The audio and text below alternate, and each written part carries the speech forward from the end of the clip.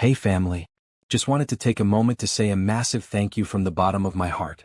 Your comments, support, and loyalty mean absolutely everything to me. I see you showing up video after video, sharing your thoughts, and making this community what it is. This channel wouldn't be the same without each and every one of you. Your enthusiasm keeps me motivated, and I'm so grateful you've chosen to spend your time here. Much love to you all. Red heart. She felt it before she saw it, that prickle at the back of her neck, the feeling of being watched. The office was supposed to be empty at this hour. Everyone had gone home long ago, leaving behind the ghost-like hum of computers and the occasional flicker of motion sensor lights in distant hallways. But something wasn't right. The music still played from her phone, the beats filling the wide-open space of the executive floor, but her body had frozen mid-movement. Jasmine stood still, her breath caught in her chest. The reflection in the floor-to-ceiling windows showed only her silhouette against the backdrop of the city lights spread out like fallen stars 40 floors below. But then, there it was. A shadow moved. Someone was there, watching her dance when she thought she was alone. Her heart hammered against her ribs as she slowly turned around, the music still pulsing through the empty office. That's when she saw him, tall, imposing, leaning against the doorframe with arms crossed. Mr. Richardson. Her boss. The CEO of Richardson Industries.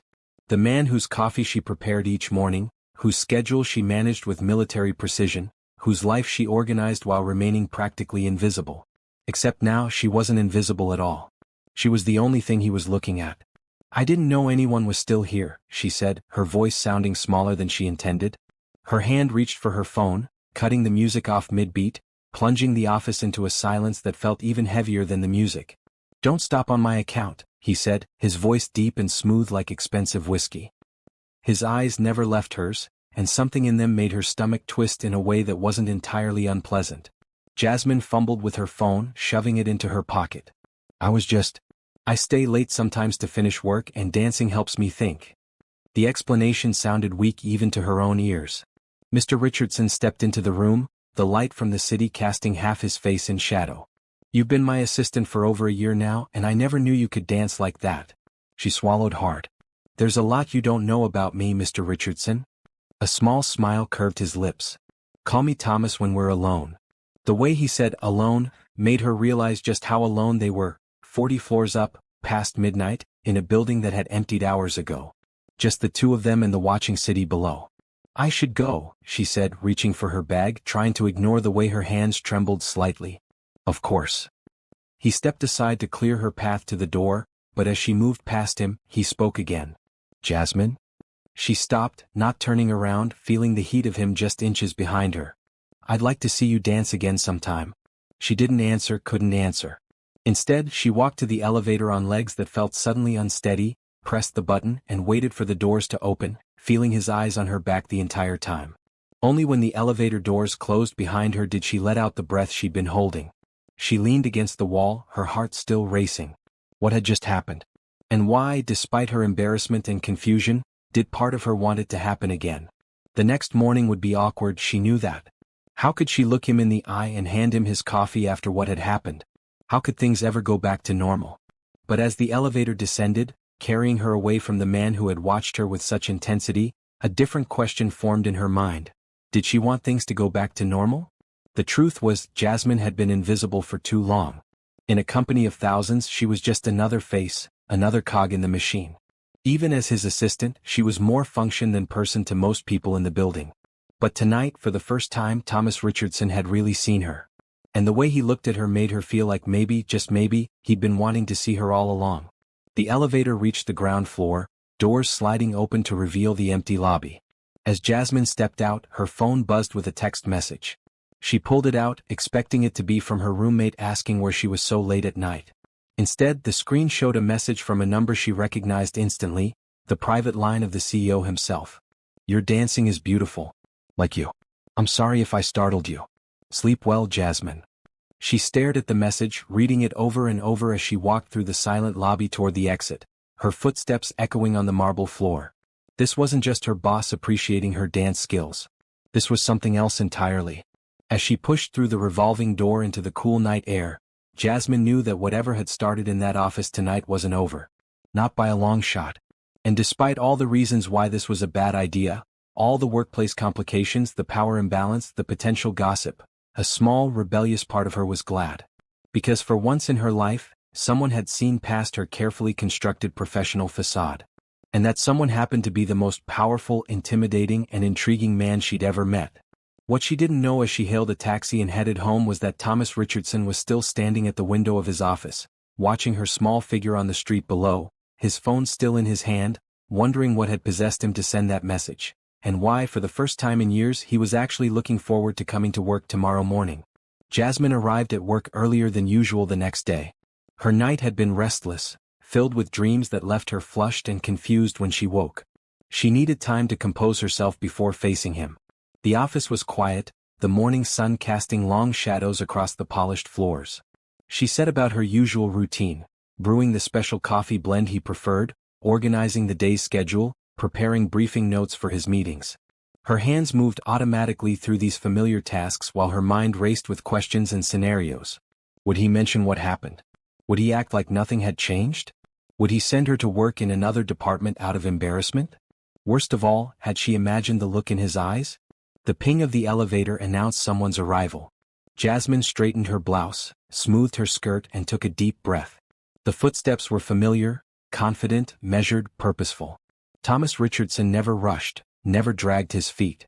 He moved like a man who knew exactly where he was going and what he would do when he got there. "Good morning, Jasmine." His voice was neutral, professional, exactly as it would be on any other day. But when she looked up, his eyes told a different story.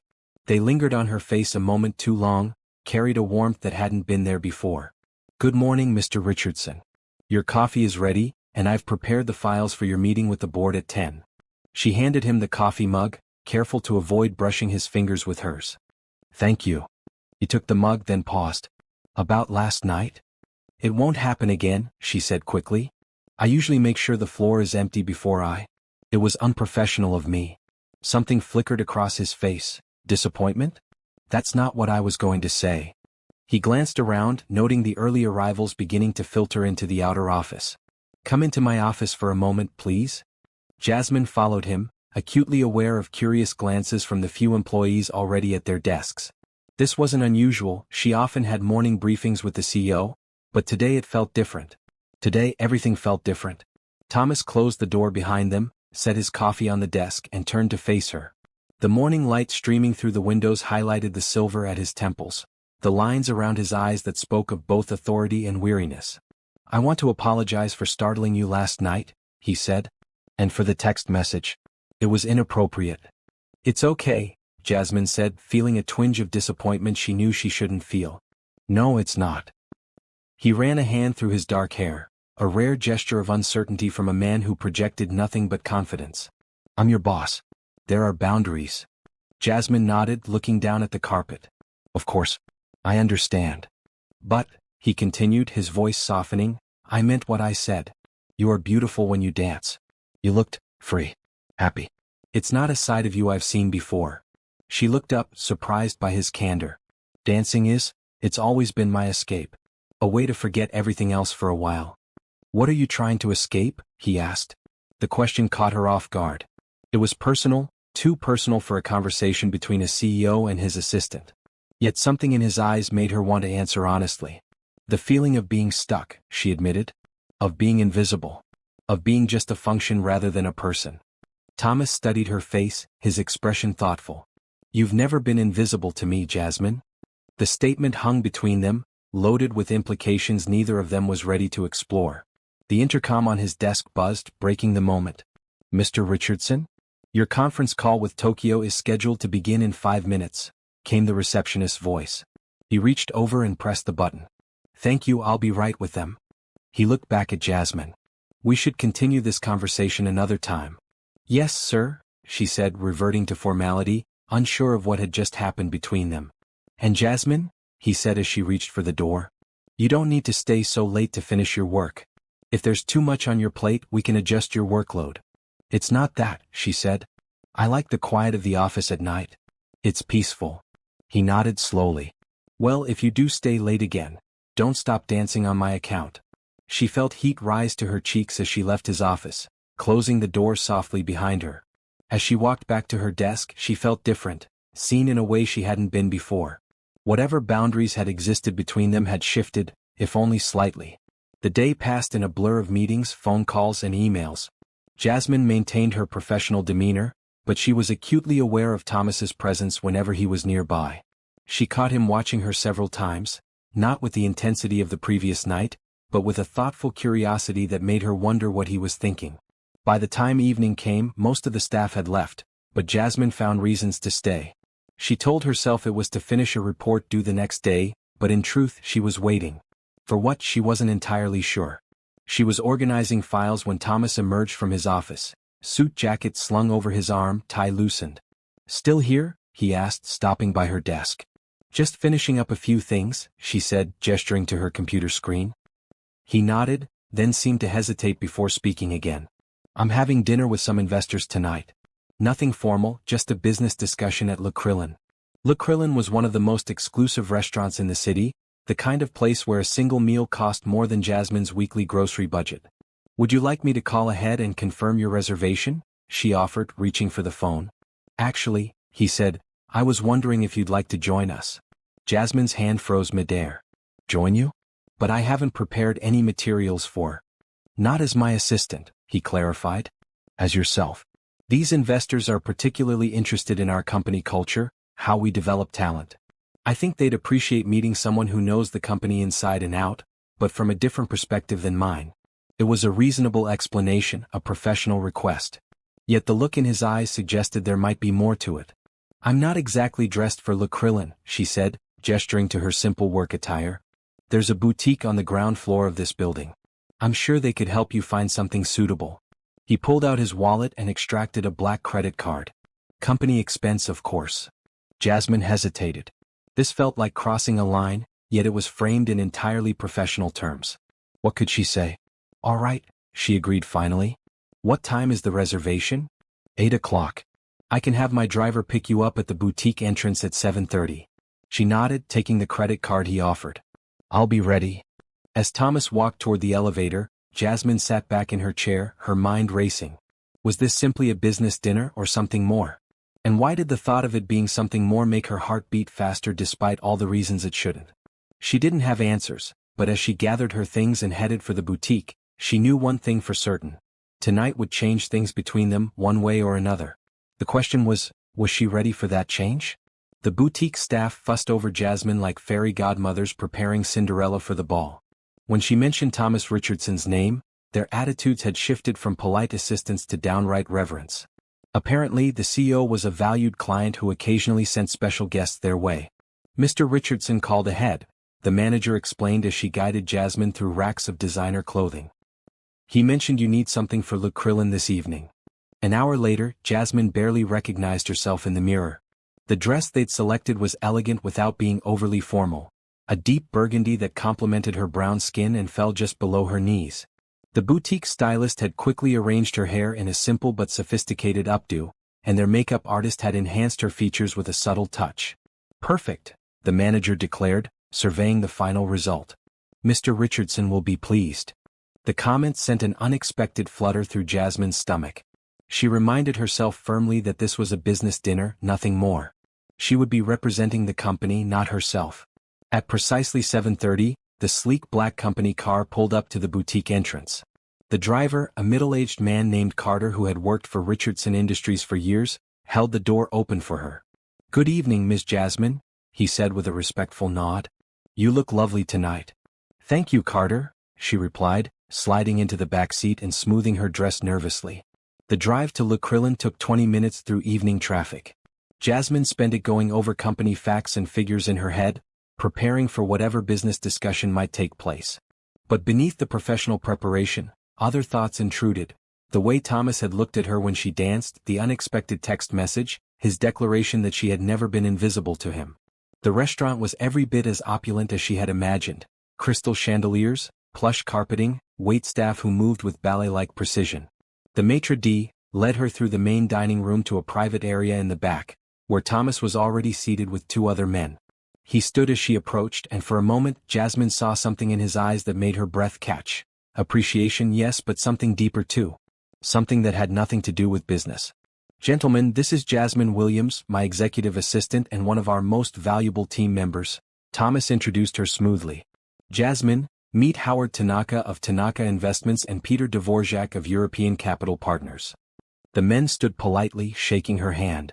They were both in their 60s, well-dressed and carrying the confident air of men who controlled vast sums of money. Please sit, Thomas gestured to the empty chair beside him. As she took her seat, he leaned in slightly and whispered, "You look stunning." The dinner progressed with surprising ease. Despite her initial nervousness, Jasmine found herself contributing meaningfully to the conversation. The investors seemed genuinely interested in her perspective on company operations, asking thoughtful questions about employee satisfaction and internal communications. "You see, Howard, this is exactly what I was telling you about," Thomas said at one point, gesturing toward Jasmine. "The strength of our company isn't just in our executive leadership or our market position. It's in people like Jasmine who understand the organization at every level." "Impressive indeed," Mr. Tanaka agreed, raising his wine glass in a small salute to her. "And refreshing to see a CEO who recognizes the value of his staff." As the evening wore on, the conversation shifted from business to more personal topics. Jasmine learned that Mr. Dvorak had 5 grandchildren, that Mr. Tanaka was an avid sailor, and that Thomas, unexpectedly, had a passion for classical music. "Thomas plays the piano beautifully," Mr. Tanaka informed her. "Though he's too modest to admit it." "I had no idea," Jasmine said, genuinely surprised. In all the time she'd worked for him, managing his calendar and organizing his life, she'd never known about this. "There's a lot you don't know about me," Thomas said quietly, echoing her words from the night before. By the time dessert arrived, the investors had clearly been won over, not just by Thomas's business acumen but by the obvious respect between him and his staff. As they were finishing their coffee, Mr. Tanaka's phone buzzed with a message. My wife reminds me we have an early flight tomorrow," he said, checking the screen. "Peter, shall we call it a night?" As the men exchanged goodbyes and made plans for future meetings, Jasmine prepared to leave as well. But Thomas placed a light hand on her arm. "Stay for another moment?" he asked. "There's something I'd like to discuss with you." Curious and a little apprehensive, she nodded, settling back into her chair as the investors departed with final handshakes and smiles. When they were alone, Thomas signaled to the waiter for fresh coffee, then turned to face her fully. "You were wonderful tonight," he said. "They're going to invest and it's largely because of you." "I hardly did anything," she protested. "I just answered their questions honestly." "Exactly." He smiled. "Your authenticity is rare in this world. Refreshing." He paused, seeming to consider his next words carefully. "Like your dancing." Jasmine felt her cheeks warm at the mention of that night. "About that. I've been thinking about what you said," he interrupted gently. "About feeling invisible. About being stuck." He leaned forward slightly. "I have a proposition for you, Jasmine. A professional one," he added quickly. "What kind of proposition?" she asked, intrigued despite herself. "We're opening a new division next month focused on employee development and corporate culture. It needs a director, someone who understands people, who sees what others miss." His eyes held hers steadily. "I think you would be perfect for the role." Jasmine stared at him, stunned. "But I'm just an assistant. I don't have the qualifications for a director position." "You have exactly the qualifications I'm looking for," he countered. "Intelligence, empathy, attention to detail, and a perspective that's different from the typical executive viewpoint." "I don't understand," she said slowly. "Why now? I've been your assistant for over a year." Thomas was quiet for a moment, swirling the remaining coffee in his cup. "Because until I saw you dancing, I didn't fully see you. Oh, I knew you were competent, dedicated, invaluable as an assistant. But that night I saw your passion, your spirit." He set the cup down. "And I realized I've been wasting your potential." The confession hung between them, honest and unexpected. Jasmine didn't know how to respond. Was this a genuine professional opportunity, or something complicated by whatever was developing between them? "I need time to think about it," she said finally. "Of course." He nodded. "Take all the time you need. The position won't be officially announced for 2 weeks." As they left the restaurant together, the night air cool against their skin, Thomas's driver pulled up smoothly to the curb. "Let me take you home," Thomas offered. "That's not necessary," Jasmine began, but he cut her off gently. "Please. It's late and it's the least I can do after keeping you out for a business dinner." She relented, giving Carter her address as she slid into the back seat. Thomas joined her, sitting close enough that she could smell his cologne. Subtle, expensive, with notes of cedar and something darker she couldn't identify. The car pulled away from the curb, gliding through streets that were quieter now, the city starting to wind down even as Jasmine's thoughts raced faster. They rode in silence for several minutes, the space between them charged with unspoken words. "Thank you for the dress," she said finally, needing to break the silence. "I'll return it tomorrow." "Keep it," he said. "It suits you." She glanced at him, finding his eyes already on her. "That wouldn't be appropriate." A small smile touched his lips. "Consider it a signing bonus for your new position. If you accept, of course. And if I don't? Then consider it a thank you for years of excellent service." They lapsed into silence again as the car wound through residential streets, approaching her neighborhood. It was a modest area, nothing like the exclusive enclave where Thomas undoubtedly lived. Jasmine felt suddenly self-conscious, aware of the vast differences in their lives. As the car pulled up to her apartment building, Thomas spoke again, his voice low. "I meant what I said about the position, Jasmine. It has nothing to do with whatever this is between us." She turned to face him fully. "And what exactly is this between us, Mr. Richardson?" "Thomas," he corrected gently. "And I don't know yet. But I'd like to find out." He reached out, his fingers lightly touching hers where they rested on the seat between them. "If you would." The touch was electric, sending a current up her arm that had nothing to do with the cool night air. Jasmine knew she should pull away, establish clear boundaries, keep things professional. But something in his eyes, vulnerability beneath the confident exterior, held her there. "This is complicated," she said softly. "Yes." He didn't deny it, didn't offer false reassurances. "But some complications are worth exploring." Carter discreetly cleared his throat from the front seat, reminding them they weren't truly alone. Jasmine withdrew her hand, reaching for the door handle. "Good night, Thomas," she said, his first name feeling strange and intimate on her lips. "Good night, Jasmine," he replied. "I'll see you tomorrow." As she climbed the stairs to her apartment, Jasmine's mind was a whirlwind of conflicting thoughts. The job offer was tempting, a genuine opportunity for advancement, for making a difference in the company. But could she separate that from the growing attraction between them? Should she even try? Inside her apartment, she kicked off her heels and sank onto the couch, closing her eyes. The memory of Thomas's fingers against hers lingered, as did the look in his eyes when he'd first seen her at the restaurant. Her phone buzzed with a text message. She pulled it from her purse, her heart skipping when she saw it was from him. "Whatever you decide about the position, know that it's offered because of your merit, not because of tonight. You've earned it, Jasmine. Sleep well." She read the message twice, feeling something shift inside her. In all her years of working, of struggling to be seen and valued, no one had ever recognized her potential this way. Maybe this was a beginning, not just of something between her and Thomas, but of a new chapter in her professional life. A chance to step out of the shadows and into a role where she could make a real difference. As she got ready for bed, Jasmine made a decision. She would accept the position. And as for Thomas Richardson and the electricity between them, that was a complication she would have to navigate carefully, one step at a time. What she didn't know was that across town, in his penthouse apartment, Thomas was standing at the window with a glass of scotch in his hand, thinking about her. Not just as a woman who intrigued him, but as someone who might transform his company in ways he had only begun to imagine. The next 2 weeks passed in a blur of activity.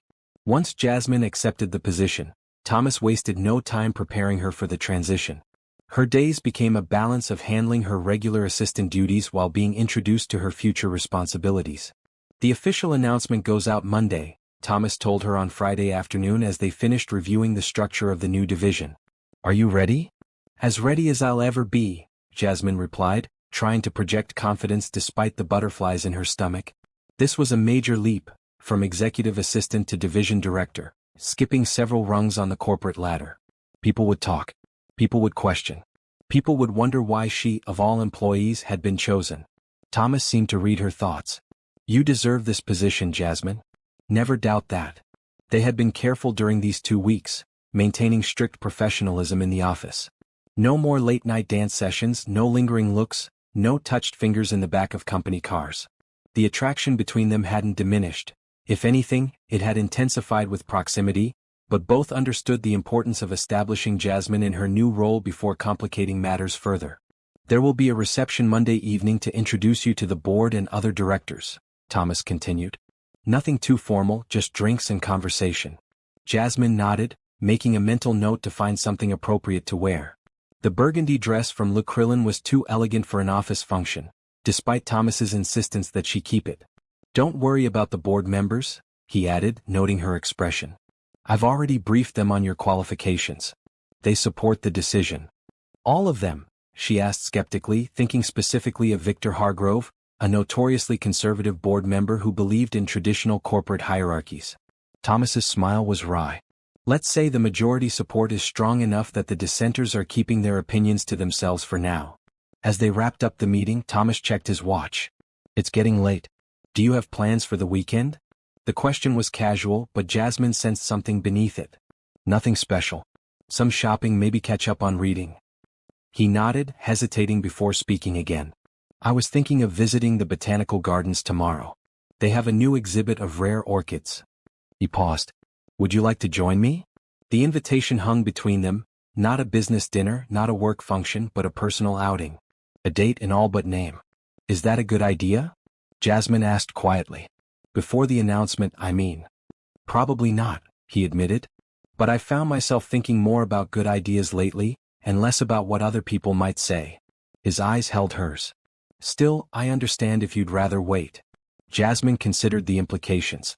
If someone from the company saw them together on a weekend, rumors would start. On the other hand, once the announcement was made, any personal relationship between them would be equally scrutinized. What time should I meet you? She heard herself say. His smile was immediate, transforming his usually serious face. I could pick you up at 11? The morning light is best for the photography exhibit they also have.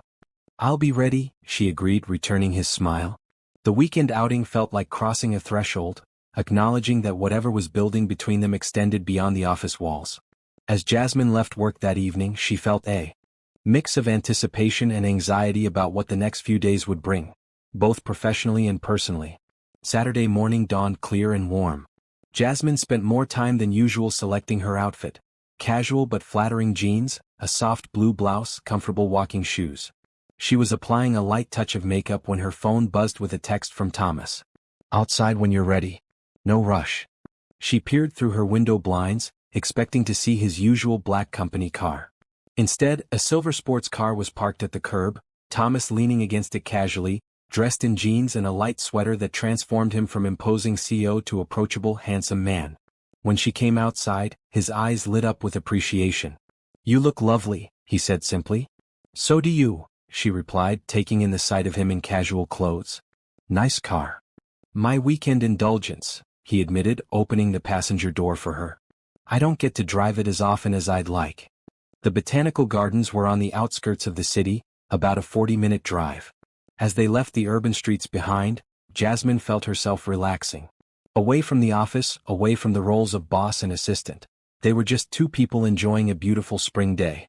Conversation flowed naturally as Thomas navigated the winding roads. He told her about his childhood fascination with plants, his college years studying business while taking botany classes as electives. Jasmine shared stories of her grandmother's small garden in the city, how she'd learned to nurture living things in the smallest of spaces. That's why I dance, she explained. It's about making something beautiful in whatever space you have. My grandmother taught me that, to create beauty wherever you are. Thomas glanced at her, his expression thoughtful. I'd like to have seen her garden. She would have liked you, Jasmine said, surprising herself with the comment. She had no patience for pretense, but she respected passion. And you think I have passion? He asked, a smile playing at the corners of his mouth. I know you do.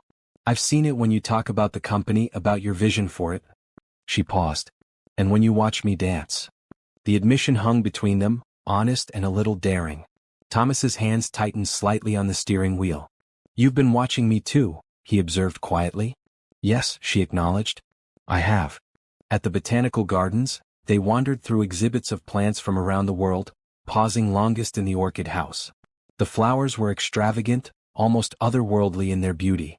My mother loved orchids, Thomas said, stopping before a particularly striking purple bloom.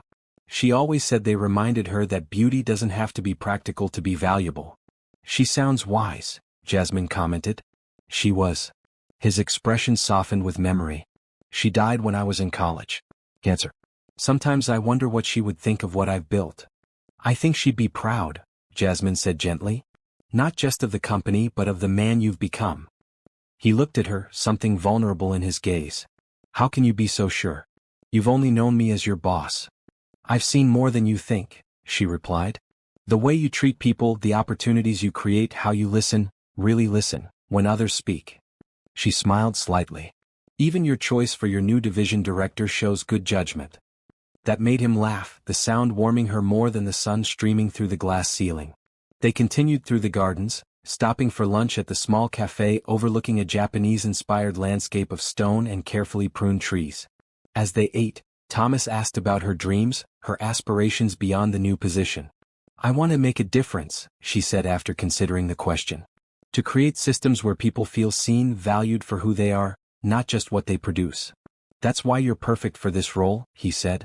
You understand what most executives miss. That companies are made of people, not just positions on an organizational chart. After lunch, they discovered a secluded path that wound through a wooded area. Few other visitors had ventured this way, and they found themselves alone among tall trees and dappled sunlight. May I ask you something personal? Thomas said as they walked side by side, close but not quite touching. Of course. Why have you stayed as an assistant for so long? Someone with your intelligence, your insight, you could have moved up long ago. Jasmine took her time answering, wanting to be honest. Fear partly. The comfort of knowing exactly what's expected of me. And, she hesitated, I've had bosses before who made it clear that's all they saw me as.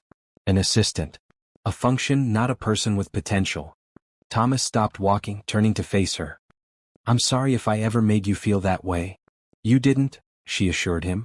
But I had learned to make myself smaller by then, to fit expectations rather than challenge them. Until you danced, he said softly. Until you saw me dance, she corrected. That's what changed things. Being seen.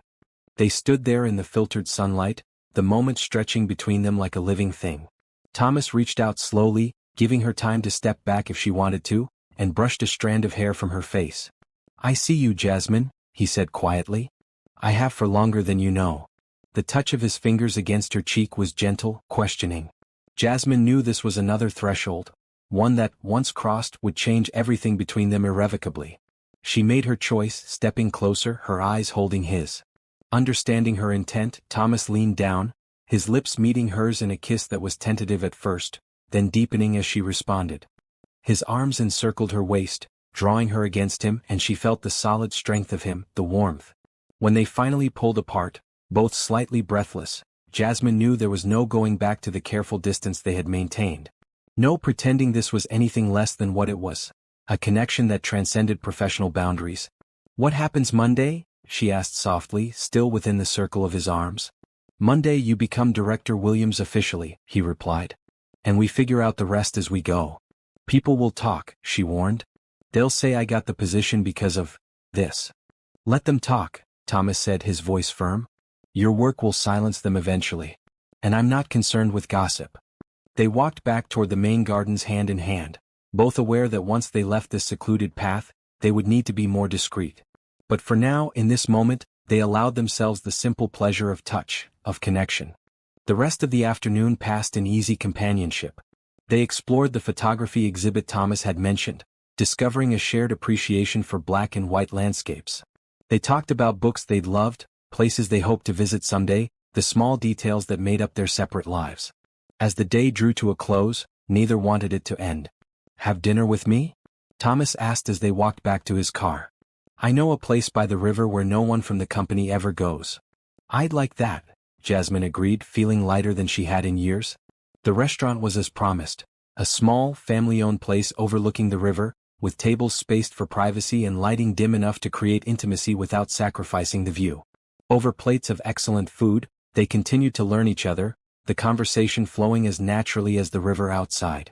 Tell me about your family, Jasmine prompted, curious about the man behind the executive facade. Thomas twirled his wine glass thoughtfully. Not much to tell. Only child. Father was rarely home, building his business empire. Mother was my anchor until she died. After that, he shrugged. I poured myself into work. Became my father in some ways, I suppose. "And now?" she asked. His eyes met hers across the table. "Now I'm wondering if there might be more to life than quarterly reports and board meetings." The simple admission spoke volumes. Jasmine reached across the table, her fingers touching his. "I think there is." Later, as Thomas drove her home, a comfortable silence filled the car. This day had shifted something fundamental between them, and both were still adjusting to the new reality. At her apartment building, he walked her to the door, pausing under the soft glow of the entry light. "Thank you for today," he said, his voice low. "Thank you for asking me," she replied, looking up at him. He leaned down, kissing her once more, a gentle promise of things to come. "I'll see you Monday, Director Williams." Jasmine smiled, liking the sound of that title on his lips. "Until Monday, Mr. Richardson." As she watched him drive away, Jasmine knew that whatever challenges awaited them come Monday morning, they would face them together, not just as CEO and new director, but as two people who had found something unexpected and precious in each other. Monday morning arrived with a nervous energy that permeated Jasmine's entire being. She dressed with special care, a charcoal gray suit that projected authority while still feeling true to her style, low heels that were professional yet comfortable enough for what would undoubtedly be a long day, and the simple gold necklace her grandmother had given her for graduation. "For the days when you need to remember who you really are," her grandmother had said. Today felt like exactly such a day. The office was already buzzing when she arrived. News of her promotion had leaked despite Thomas's efforts to control the announcement, and she could feel eyes following her as she made her way to her desk. Some gazes were curious, others speculative, a few openly disapproving. "Is it true?" whispered Melanie, the marketing assistant whose desk was nearby. "You're becoming a director?" Jasmine nodded, keeping her expression neutral. "The official announcement will be sent out this morning." "Wow," Melanie breathed, clearly impressed. "That's quite a jump. Congratulations." "Thank you," Jasmine replied, grateful for the genuine support. Not everyone was as kind. As she organized her desk, her last day in this familiar space, she overheard snippets of conversation from passing employees. "Must be nice to have the boss's favor. Wonder what she did to earn that promotion. Completely unqualified if you ask me." The comments stung, but Jasmine had anticipated them. Any rapid promotion would raise eyebrows. The fact that Thomas was young, single, and undeniably attractive only fueled the speculation. What hurt most was the suggestion that she hadn't earned this opportunity through her own merit. At precisely 9 a.m. the company-wide email went out. "Richardson Industries is pleased to announce the creation of our new Employee Development and Corporate Culture Division, effective immediately. This division will focus on enhancing workplace satisfaction, developing internal talent, and strengthening our corporate values across all departments. We are proud to name Jasmine Williams as the division's inaugural director. Ms. Williams brings extensive knowledge of company operations, exceptional interpersonal skills, and innovative thinking to this important role. Having worked closely with executive leadership, she possesses unique insights into how our corporate values can be better integrated into daily operations. Please join us in congratulating Director Williams on her new position. A reception will be held this evening at 5:30 p.m. in the executive conference room to welcome her to the leadership team." The email was signed by Thomas, with endorsements from the board chairperson and the head of human resources. It was as official and legitimate as any executive announcement could be. Still, the whispers continued. Jasmine kept her head high as she packed her personal items from her assistant's desk, preparing to move to her new office on the executive floor. She was placing her grandmother's photo in a box when a shadow fell across her desk. "Planning your escape already?" The voice belonged to Victor Hargrove, the board member Jasmine had worried about. In his 60s, with steel-gray hair and cold eyes, he represented old money and older attitudes about corporate hierarchy. "Good morning, Mr. Hargrove," Jasmine said politely, straightening. "Just preparing for the move to my new office." He studied her with undisguised skepticism. "Quite a move indeed. Executive assistant to division director in one step. Impressive." The implication in his tone was clear. Jasmine met his gaze steadily. "I'm looking forward to the challenge." "I'm sure you are." His smile didn't reach his eyes. Thomas has always had an eye for talent. Before Jasmine could respond, another voice cut in. "Victor, I see you've heard our good news." Thomas approached, his expression pleasant but his eyes sharp with warning as they met Hargrove's. The older man straightened slightly. "Just congratulating Ms. Williams on her remarkable advancement," Hargrove said smoothly. "Director Williams," Thomas corrected mildly. And yes, it is remarkable. But then we pride ourselves on recognizing exceptional potential, don't we? Even when it comes from unexpected places. The two men engaged in a silent battle of wills, decades of boardroom politics condensed into a single exchange of glances. Finally, Hargrove inclined his head slightly. Indeed we do. Well, best of luck, Director Williams. I'll be watching your progress with great interest. As he walked away, Thomas turned to Jasmine. Don't let him intimidate you. Hargrove's old school, thinks everyone should climb the corporate ladder one rung at a time, preferably taking decades to do it. Like he did? Jasmine asked. Exactly like he did. Thomas's smile was wry. He's never quite forgiven me for becoming CEO at 35. Now, are you ready to see your new office? The new office was on the executive floor, not far from Thomas's own. Spacious and bright, with windows overlooking the city and sleek, modern furnishings, it made her assistant's desk seem like a distant memory. Do you like it? Thomas asked as she walked around the space, trailing her fingers over the polished desk. It's beautiful, she admitted. A little intimidating. You'll make it your own, he assured her. And Jasmine? He waited until she looked at him. You deserve to be here. Remember that when the whispers get loud. Throughout the day, Jasmine was introduced to her new team, a diverse group of HR specialists, training coordinators, and corporate communication experts who would help implement her vision for the division. Most seemed cautiously receptive, though a few exhibited the same skepticism Hargrove had shown. By the time the evening reception arrived, Jasmine was exhausted but determined. She refreshed her makeup, straightened her suit, and prepared to face the executive team as a peer rather than a subordinate. The executive conference room had been transformed for the occasion. Tasteful floral arrangements decorated the long tables, which now held an elegant spread of hors d'oeuvres and drinks. Soft music played in the background, creating an atmosphere that was formal but not stuffy. Jasmine took a deep breath before entering, reminding herself that she belonged here. Thomas had seen potential in her that others had missed, including herself. She wouldn't let him down. The room was already half full when she arrived. Conversations paused momentarily as heads turned to observe her entrance, then resumed with slightly lowered voices. Jasmine moved through the crowd with as much confidence as she could muster, accepting congratulations with gracious smiles. There she is. Thomas's voice carried across the room as he approached, flanked by several board members. The woman of the hour. In his tailored suit and commanding presence, he was every inch the CEO, maintaining a professional distance that revealed nothing of their Saturday kiss or shared dinner. Jasmine matched his tone, nodding respectfully. Thank you for this opportunity, Mr. Richardson, she said formally. The opportunity was earned, he replied. Then, turning to the board members, Gentlemen, let me properly introduce you to Director Williams. I believe some of you met briefly at the Le Krillin dinner. Jasmine recognized Mr. Tanaka and Mr. Dvorak, who greeted her warmly. The others, 3 men and 1 woman, all with the polished appearance of longtime executives, were new to her. I've heard impressive things, said the woman, introducing herself as Diana Chin, head of international operations. Thomas says you have fresh ideas for our corporate culture initiatives. I do, Jasmine confirmed, feeling on more solid ground when discussing work rather than navigating the social subtexts of the reception. I believe we can build stronger teams by recognizing individual strengths and creating systems that honor diverse perspectives. The conversation flowed into specific ideas, and Jasmine found herself genuinely engaged, her initial nervousness receding as she spoke about concepts she had considered for years but never had the platform to express. Fascinating approach, commented one of the older board members. Not traditional but potentially effective. I look forward to seeing the results. As the evening progressed, Jasmine circulated through the room, meeting other executives and directors she had known only as names on memos or voices on conference calls.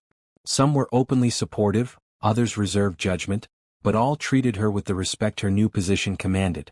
She was speaking with the chief financial officer when she felt a presence at her elbow. Turning, she found Hargrove watching her with calculating eyes. You handle yourself well in this crowd, he observed. Better than I expected. Thank you, Mr. Hargrove, Jasmine replied, choosing to take the comment at face value rather than acknowledge its patronizing undertone. I wonder, he continued, lowering his voice, if you've considered the implications of your rapid rise. I'm not sure I understand, she said, though she understood perfectly well. Hargrove's smile was thin. Richardson Industries has always prided itself on propriety. Appearances matter in our position. And you're concerned about how my promotion appears? Jasmine kept her voice steady, though her heart was beating faster. I'm concerned about many things, Director Williams, including Thomas's judgment when it comes to certain personal matters. His gaze flicked across the room to where Thomas stood talking with a group of executives. He's a brilliant businessman, but occasionally lets other factors influence his decisions. The insinuation was unmistakable. Jasmine felt a flash of anger but controlled it carefully. Mr. Hargrove, I understand your concern for the company's reputation. Rest assured, I take my new responsibility seriously and intend to prove my value through results, not words. Before he could respond, Thomas appeared beside them, his timing either coincidental or deliberately protective. Victor, I see you're getting to know our newest director better. Indeed, Hargrove replied smoothly. We were discussing the importance of perception in corporate leadership. A favorite topic of yours, Thomas noted dryly. If you'll excuse us, I need to borrow Director Williams for a moment. Board Chairperson Evans wanted to discuss her budget allocation. As Thomas guided her away with a light touch at her elbow, Jasmine felt Hargrove's eyes following them, assessing, calculating. The old man might be traditional in his views, but he was shrewd and influential. He could make her new position significantly more challenging if he chose to. What did he say to you? Thomas asked quietly once they were out of earshot. Nothing direct, Jasmine replied. Just implications about propriety and appearances. Thomas's jaw tightened. Victor likes to throw his weight around. Don't let him intimidate you. I won't, she promised. But he does raise a valid point. People are going to speculate about why you promoted me, especially if they suspect there's something between us. They had reached a quiet corner of the room, partially screened by a large floral arrangement. Thomas glanced around, ensuring they weren't overheard. Do you regret Saturday? He asked, his voice low. No, Jasmine answered without hesitation. But I'm concerned about how it affects my credibility here. I want to succeed in this role, Thomas. I want to prove you made the right choice, professionally. He nodded, understanding. What do you suggest? Distance, she said reluctantly. At least here at work. Until I've established myself in the position. Thomas considered this, his expression thoughtful. Reasonable, he conceded finally. But difficult. I know. Their eyes met briefly, the memory of Saturday's kisses an almost tangible presence between them. All right, he agreed. Professional distance it is, for now. His emphasis on the last words carried a promise that made her pulse quicken despite her own suggestion. They rejoined the reception separately, Jasmine making a point to engage with executives from various departments, establishing herself as a knowledgeable and thoughtful addition to the leadership team. By the end of the evening she felt she had made progress, not enough to silence all doubts, but enough to begin building the foundation for her future success. As the reception wound down and guests began to leave, Jasmine found herself unexpectedly alone with Diana Chin, the International Operations Director.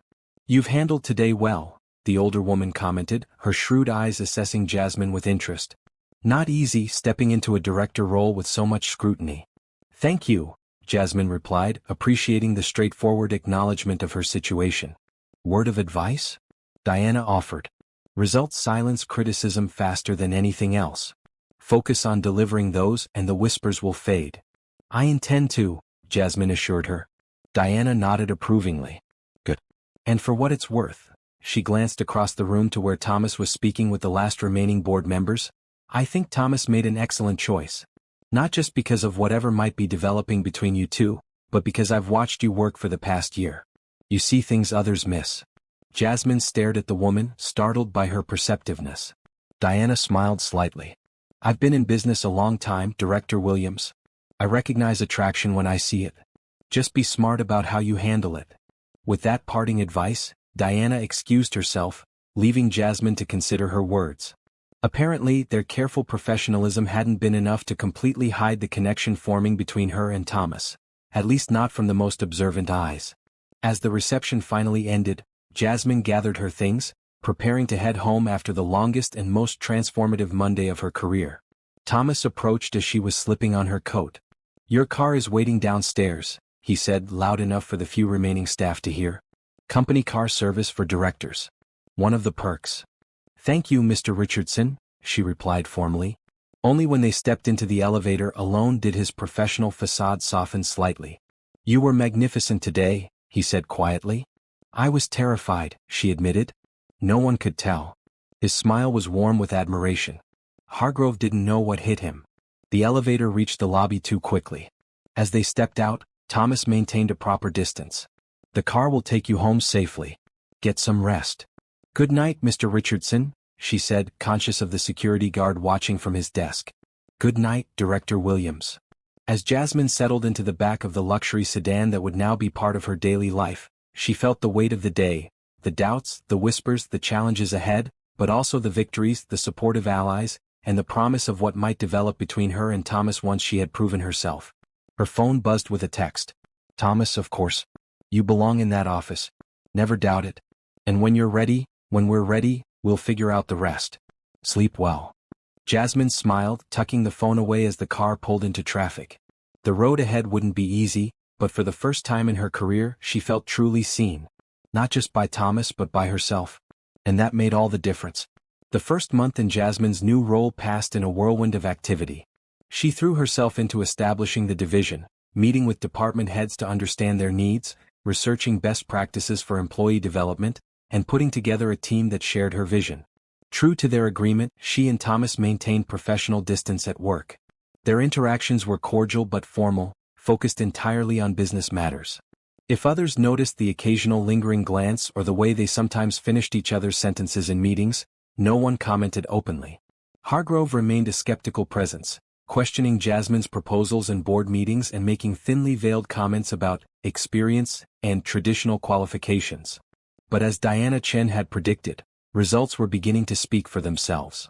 Jasmine's first initiative, a cross-departmental mentorship program, had been implemented with immediate positive feedback. Her second, a redesigned performance review system that emphasized growth over criticism, was in development with strong support from multiple directors. The latest satisfaction survey results, Jasmine announced, standing at the head of the conference table during the monthly executive meeting. As you can see, departments participating in the pilot mentorship program show a 12% increase in employee engagement scores. She displayed the data on the large screen, the numbers and graphs telling a clear story of improvement. Around the table, executives nodded with varying degrees of approval.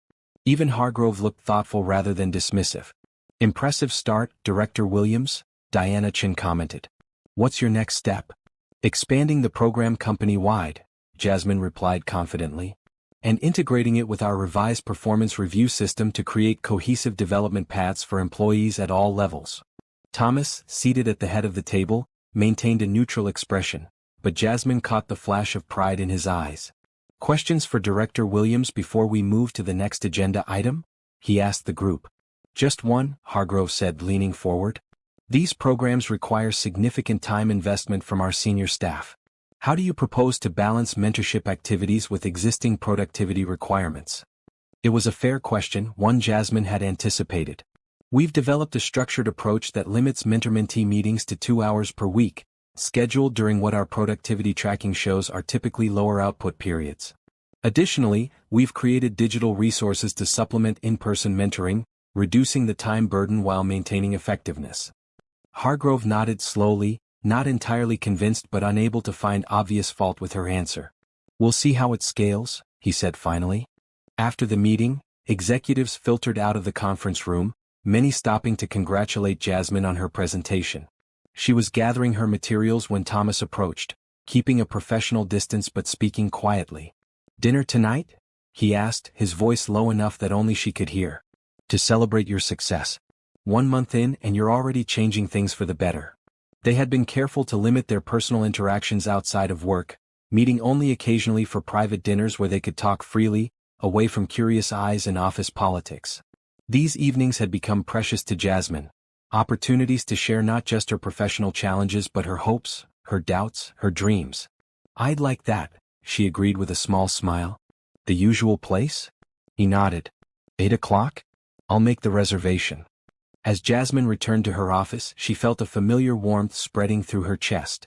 The connection between them had only deepened over the past month, growing richer and more complex as they balanced professional respect with personal attraction. Nothing had progressed beyond intense conversations and occasional kisses, both aware of the need to establish her professional credibility before complicating matters further, but the potential simmered between them, a constant undercurrent to their interactions. Her assistant, Marcus, looked up as she entered.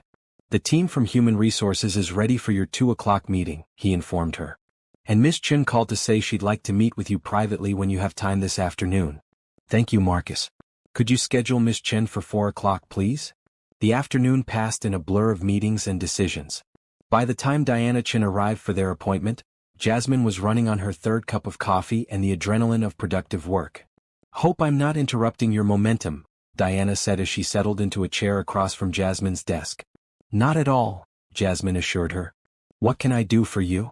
The older woman studied her for a moment before speaking. "I want to talk to you about the Richardson Foundation's annual gala next week." Jasmine nodded. The gala was a major event on the corporate calendar, a charity fundraiser that brought together executives, board members, major clients, and community leaders. She had attended the previous year as Thomas's assistant, handling logistics from the sidelines. "As a director, you'll be expected to attend in a more visible role this year," Diana continued. "It's an important opportunity to solidify your position with the board and key stakeholders." "Of course," Jasmine agreed. "I've already confirmed my attendance." "Good. But there's something else you should be prepared for." Diana leaned forward slightly. "Victor Hargrove will be watching you and Thomas like a hawk. The gala is a social event, which makes it more difficult to maintain the professional distance you've been so careful about in the office." Jasmine felt a flash of concern. "Has there been talk?" "Nothing concrete," Diana assured her. "You've both been admirably discreet. But Hargrove is suspicious by nature, and he's looking for any ammunition he can find to undermine your position." "Why are you telling me this?" Jasmine asked, curious about the other woman's motives. Diana smiled slightly. "Because I recognize talent when I see it, and your programs are exactly what this company needs. I'd hate to see your effectiveness compromised by corporate politics." She paused. "And because I was once in a similar position." "You were?" Jasmine couldn't hide her surprise. 20 years ago," Diana nodded. "Different company, different man, but similar dynamics. I know how challenging it can be to navigate both a new executive role and a complicated personal relationship." "What happened?" Jasmine asked, intrigued by this unexpected glimpse into the older woman's past. "We were less careful than you and Thomas have been," Diana admitted. "The relationship became public before I had fully established myself. It created obstacles." "And the relationship?" "Ended badly," Diana said simply. "But that was about the people involved, not the circumstances. My point is that timing matters. Perception matters." Jasmine nodded, understanding the warning. "Thank you for the advice. I'll be particularly careful at the gala." "One more thing," Diana added, rising to leave. "If you're serious about Thomas, and from what I observe you are, then at some point you'll need to be public about it. When that time comes, do it on your terms, not because Hargrove or anyone else forces your hand." After Diana left, Jasmine sat at her desk, contemplating the older woman's advice. The gala was indeed a potential minefield. Unlike office meetings with their clear professional structures, social events blurred boundaries. A look that lasted too long, a touch that seemed too familiar, any small gesture could fuel speculation. She was still considering this when her phone buzzed with a text from Thomas. "Looking forward to tonight. Also, have you thought about the gala next week? As a director, you'll need something suitably impressive to wear. Company can cover it if needed." Jasmine smiled at his thoughtfulness, then frowned slightly as she considered the implications. Thomas accompanying her to shop for a gala dress would certainly raise eyebrows. Even having the company pay for her attire might fuel rumors about special treatment. "Thanks, but I've got it covered," she texted back. "See you at 8. That evening at their usual restaurant, a small, elegant place where they were known simply as regular customers rather than CEO and director. Jasmine shared Diana's warning about the gala. "She's right," Thomas acknowledged, swirling the wine in his glass thoughtfully. "Hargrove will be watching us carefully. He's always looking for ways to reassert his influence on the board." "Does it bother you?" Jasmine asked. "Having to be so careful about?" She gestured between them. "This?" Thomas considered the question. "Yes and no," he said finally. "Yes, because I find myself wanting to spend more time with you, to explore whatever this is between us without worrying about corporate politics. But no, because I understand the importance of establishing your leadership independently." He reached across the table, his fingers brushing hers briefly. "You're extraordinary at what you do, Jasmine. I want everyone to recognize that on its own merit." His words warmed her, reinforcing what she already knew, that his interest in her professional success was genuine, separate from his personal attraction to her. The gala will be a challenge, she admitted. Social settings make it harder to maintain boundaries. We'll manage, he assured her. And Jasmine? He waited until she met his eyes. This won't be forever. Just until your position is secure, until no one can question your accomplishments. The promise in his words sent a thrill through her. They hadn't discussed the future explicitly, but this acknowledgement of their relationship as something with a trajectory, a potential beyond their current careful dance, made her heart beat faster.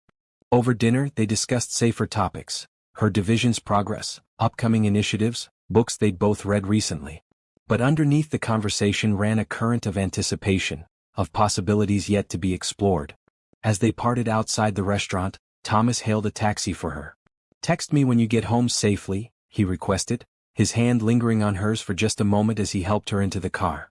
"I will," she promised, reluctant to end the evening but aware of the late hour and the early meetings awaiting both of them tomorrow. At home, Jasmine kicked off her heels and curled up on her couch, texting Thomas as promised. His reply came quickly. "Thank you for tonight. For everything you're doing at the company. For being patient with our situation. Sleep well, Jasmine." She smiled, typing back, "Patience has its rewards. Good night, Thomas." As she prepared for bed, Jasmine's thoughts turned to the upcoming gala.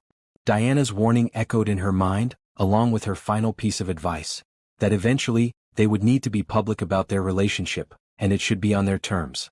But first, she needed to solidify her position beyond any doubt. The gala would be another test, another opportunity to prove herself not just to the board, but to everyone watching and wondering if she truly deserved her rapid rise.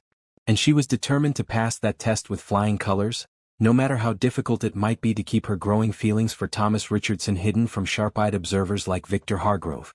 The Richardson Foundation annual gala was held at the Grand Imperial Hotel, the city's most prestigious venue.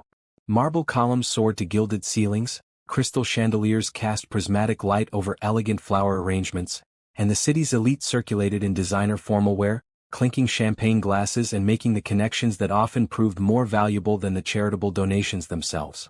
Jasmine arrived alone, having arranged her own transportation rather than accepting the company car service Thomas had offered. Every detail mattered tonight: appearances, timing, interactions. She had chosen her dress carefully, a deep emerald green that complemented her skin tone, sophisticated but not overly sexy, with a modest neckline and a skirt that fell just below her knees. Professional, elegant, appropriate for her new position. She paused at the entrance to the grand ballroom, taking a moment to compose herself before stepping into the spotlight. As a director now, she would be expected to mingle with board members, major donors and community leaders, no longer the assistant who stood in the background handling logistics. "Director Williams. You look lovely." Diana Chin approached, resplendent in a structured black gown that perfectly suited her commanding presence. The International Operations Director offered a genuine smile as she handed Jasmine a glass of champagne. "Thank you," Jasmine replied, returning the smile. "You look stunning yourself." "One of the perks of the job," Diana commented dryly. "Getting dressed up a few times a year to charm potential business partners." She glanced around the room.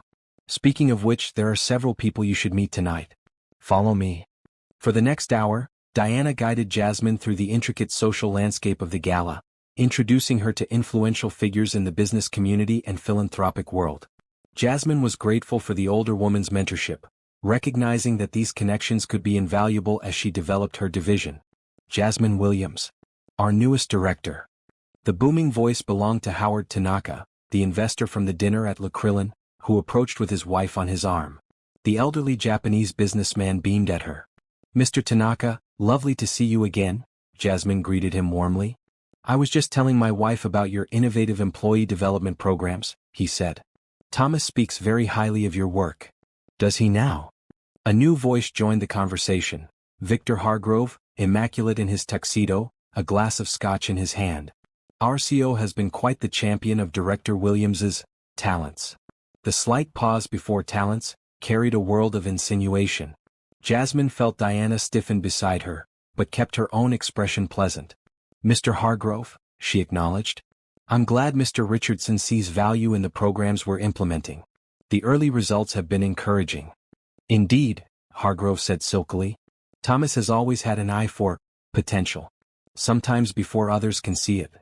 A rare quality in leadership, Mr. Tanaka interjected, his tone suggesting he recognized Hargrove's implications and disapproved.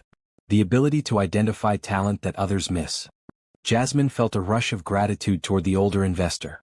The foundation gala seems to be a great success this year, she said, deliberately changing the subject. Have you had a chance to view the silent auction items, Mr. Tanaka? As the conversation shifted to safer topics, Jasmine maintained her composure, though she could feel Hargrove's calculating gaze on her. When the group eventually dispersed, Diana stayed close, her presence a silent support. Handled perfectly, the older woman murmured. Don't let him rattle you. I won't, Jasmine assured her, though her heart was beating faster than she would have liked.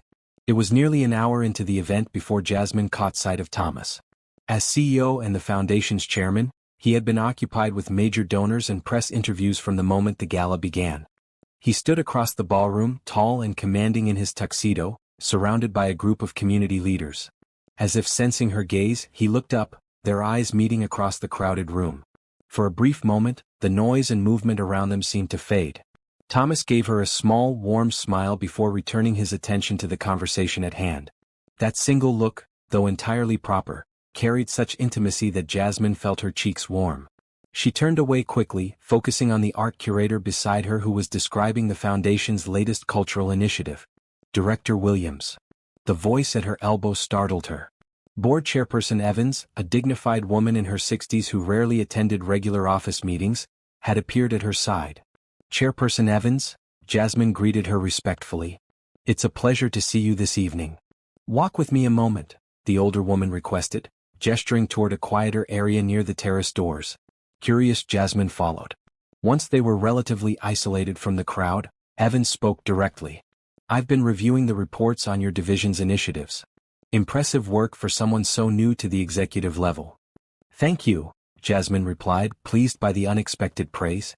I must admit, I had reservations when Thomas first proposed your promotion, Evans continued candidly. Such a significant advancement is unusual, to say the least. Jasmine maintained a neutral expression, waiting for the chairperson to continue. But the results speak for themselves, Evans acknowledged. Your mentorship program has shown remarkable success in a short time.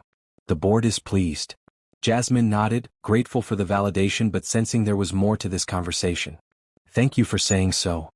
Evans studied her for a moment, her experienced eyes missing nothing.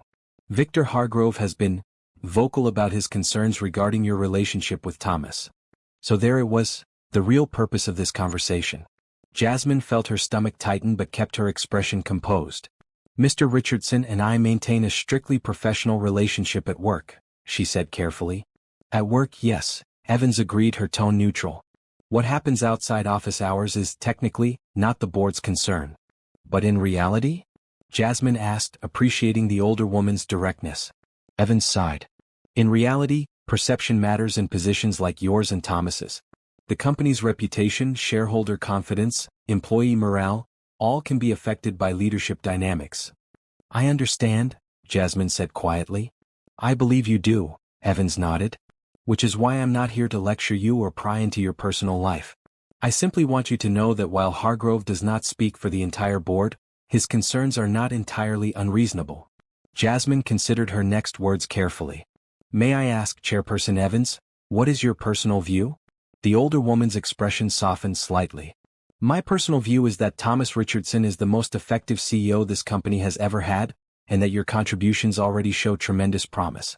My professional obligation is to ensure that neither of those valuable assets is compromised by complications. A fair assessment, Jasmine acknowledged. For what it's worth, Evans added, I've known Thomas since he was a young man working under his father. He does not make decisions lightly, professionally or personally. With that, she glanced toward the ballroom. I believe our presence is required for the formal program. Shall we? As they rejoined the main gathering, Jasmine felt both warned and reassured by the conversation. Evans had been surprisingly understanding, but the underlying message was clear: proceed with caution.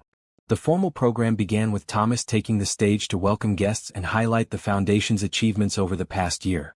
Jasmine watched him from her table, struck as always by his natural authority and genuine passion when speaking about the foundation's work. This year we've expanded our educational initiatives to reach over 5,000 underprivileged students, he announced, the pride in his voice evident. Each of those students represents not just a life potentially transformed, but a community strengthened. As he continued outlining the foundation's goals for the coming year, Jasmine felt a surge of admiration for the man behind the CEO title. Thomas truly believed in making a difference, in using his position and resources to create meaningful change. Following his speech, dinner was served and the evening's entertainment began, a talented jazz quartet that provided a sophisticated backdrop to the ongoing conversations around the ballroom. Jasmine found herself seated with Diana Chin, Howard Tanaka and his wife, and several other executives she had met during her first month as director. The conversation flowed easily, focusing primarily on the foundation's work and broader business trends. Jasmine contributed thoughtfully, aware that each interaction tonight was an opportunity to solidify her position as a legitimate member of the leadership team. After dinner, the dance floor opened and couples began to move to the music. Diana excused herself to speak with international clients, leaving Jasmine momentarily alone at the table. She was considering visiting the silent auction display when a shadow fell across her. "May I have this dance, Director Williams?" Thomas stood beside her, hand extended, his expression appropriately professional though his eyes held warmth visible only to her. Jasmine hesitated, aware of the potential for gossip. A CEO dancing with his newest director would certainly be noticed. But refusing would seem odd, perhaps even disrespectful at such a social function. "Of course, Mr. Richardson," she replied, placing her hand in his and rising from her seat.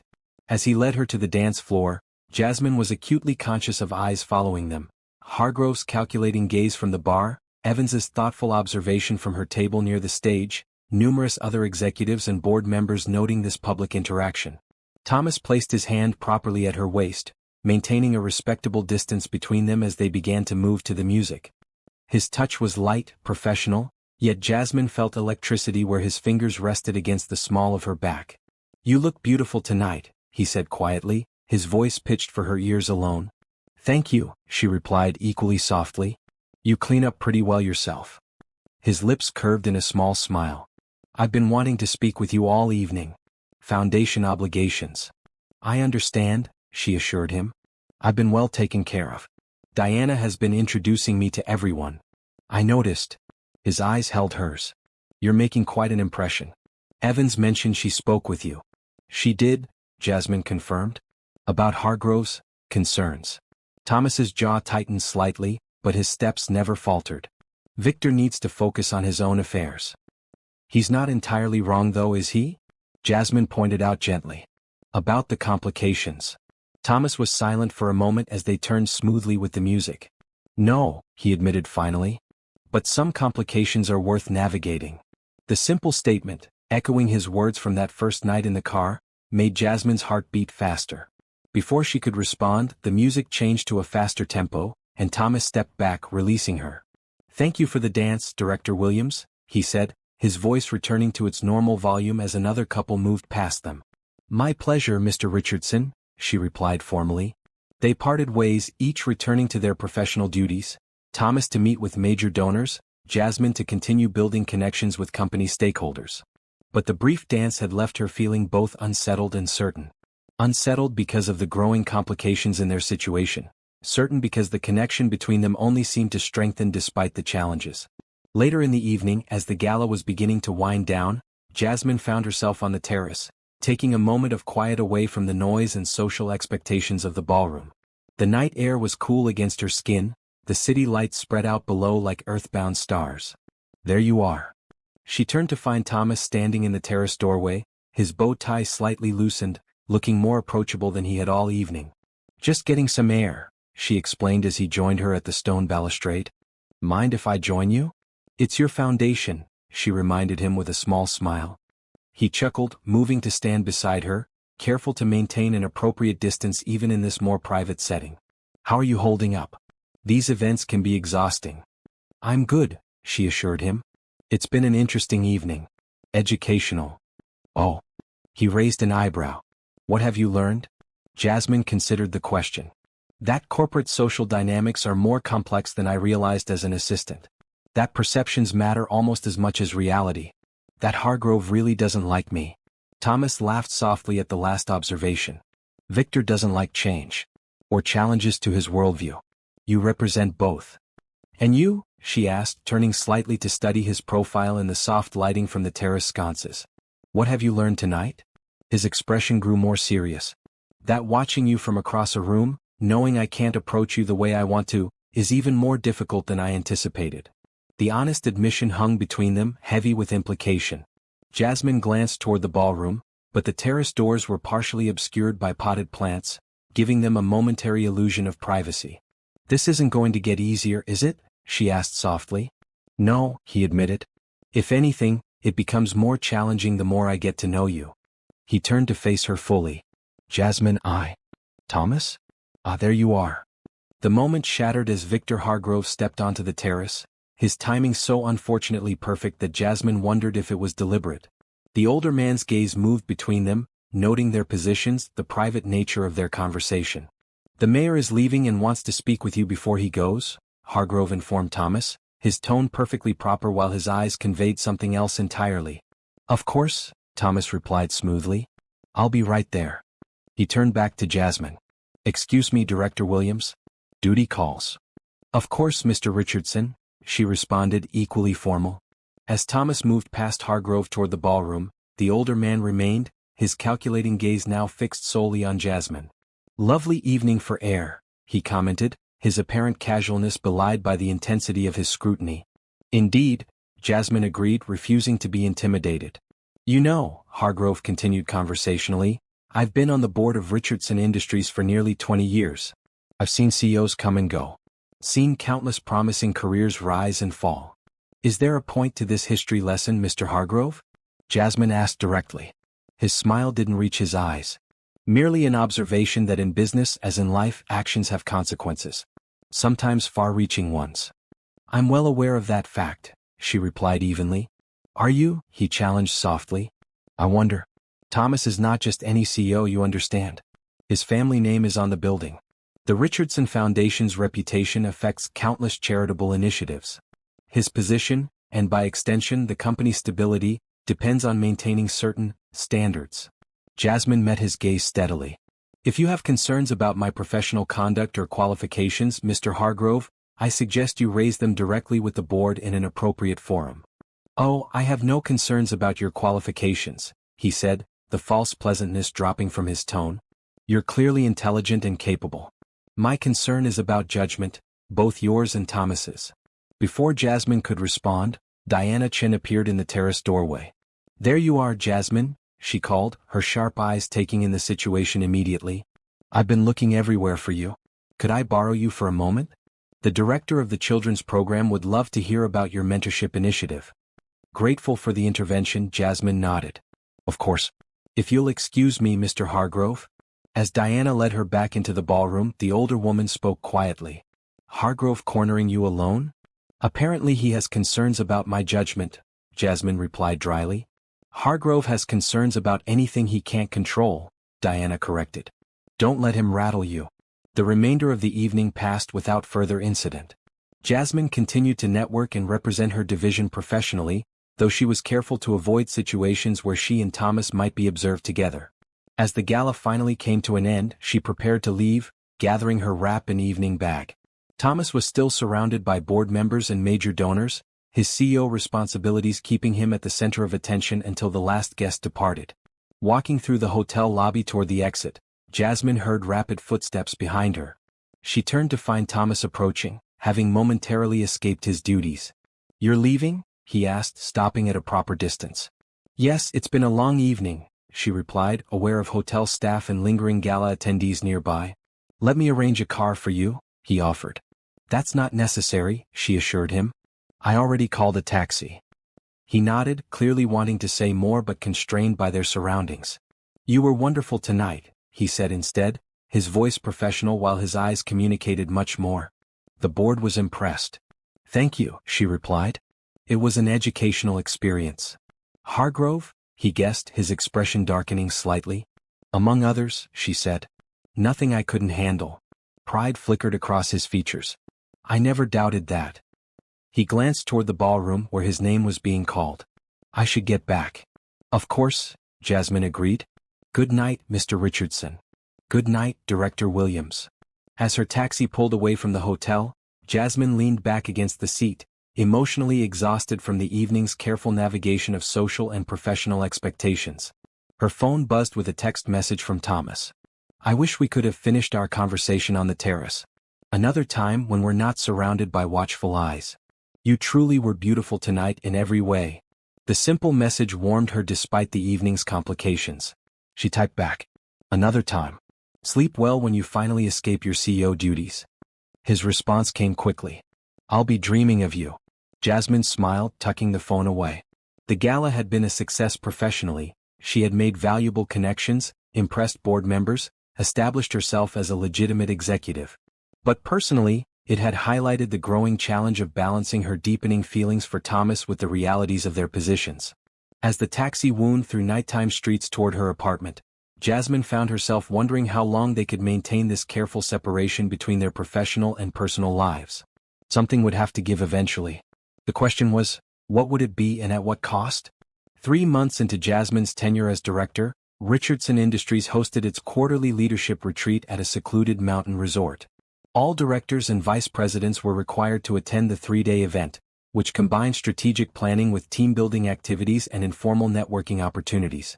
Under normal circumstances, Jasmine would have looked forward to the retreat. Her division was thriving, with her mentorship program now fully implemented across the company and showing measurable improvements in employee retention and satisfaction. Her position within the executive team had solidified, with even skeptics like Hargrove grudgingly acknowledging her contributions during board meetings. But the retreat presented a new challenge: 3 days in close proximity to Thomas, away from the structured environment of the office, in settings that blurred the lines between professional and social interaction. The cabins are quite private, Diana Chin commented casually as they shared a ride to the resort. Each executive gets their own, spread out along the lake. Very peaceful. Jasmine caught the subtle message behind Diana's seemingly innocent observation, an assurance that discretion would be possible, should she and Thomas choose to take advantage of it. In the months since the gala, Diana had become not just a professional mentor but something of a confidant, offering veiled advice about navigating the complexities of Jasmine's situation. I'm looking forward to the solitude, Jasmine replied neutrally. It's been a busy quarter. Indeed it has, Diana agreed. You've accomplished remarkable things in a short time. The board has noticed. They arrived at the resort by mid-afternoon, checking into their separate cabins before gathering at the main lodge for the retreat's opening session. The resort was as beautiful as promised. Rustic luxurious cabins nestled among pine trees, overlooking a crystal-clear mountain lake, with hiking trails winding into the surrounding forest. Thomas was already at the lodge when Jasmine arrived, deep in conversation with several board members who had been invited to participate in the strategic planning sessions. He glanced up as she entered, their eyes meeting briefly across the room. The connection was electric even at a distance, intensified by months of careful restraint. For the past 3 months, they had maintained their professional relationship at work while finding occasional evenings to meet privately, away from corporate eyes. These dinners and conversations had only deepened their connection, revealing layers of compatibility beyond the initial attraction. Thomas had shared more of himself. His childhood as the heir to a business dynasty, his complicated relationship with his father, his genuine desire to make the company a force for positive change. Jasmine, in turn, had opened up about her own past, growing up with limited resources but abundant love, her grandmother's influence on her values, her struggle to be seen as more than just an efficient assistant in previous positions. Each revelation had drawn them closer, making the necessary professional distance more challenging to maintain. Yet both recognized the importance of establishing Jasmine's credibility beyond any doubt before acknowledging their personal relationship publicly. The retreat's opening session focused on the company's 5-year strategic plan, with each department director presenting their division's goals and initiatives. When Jasmine's turn came, she stood confidently before her peers, outlining her vision for employee development with clarity and passion. The data is clear, she concluded, gesturing to the presentation screen behind her. Our mentorship program has already reduced turnover by 15% in participating departments, and our revised performance review system is showing similar early results in employee satisfaction and productivity. By extending these initiatives and introducing our new career pathing program, We project a company-wide improvement of 22% in retention and 18% in engagement scores over the next 2 years. The response was overwhelmingly positive, with several directors asking thoughtful questions about implementation and metrics.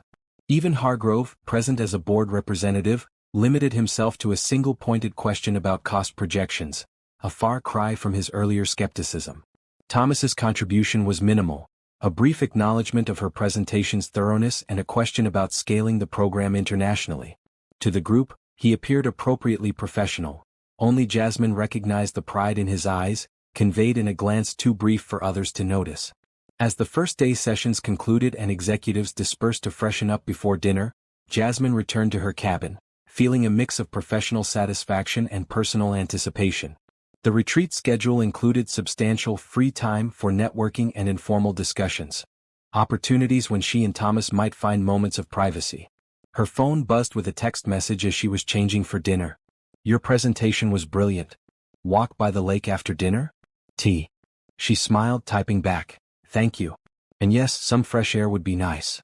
Dinner was served in the lodge's spacious dining room, with executives mingling freely around large round tables.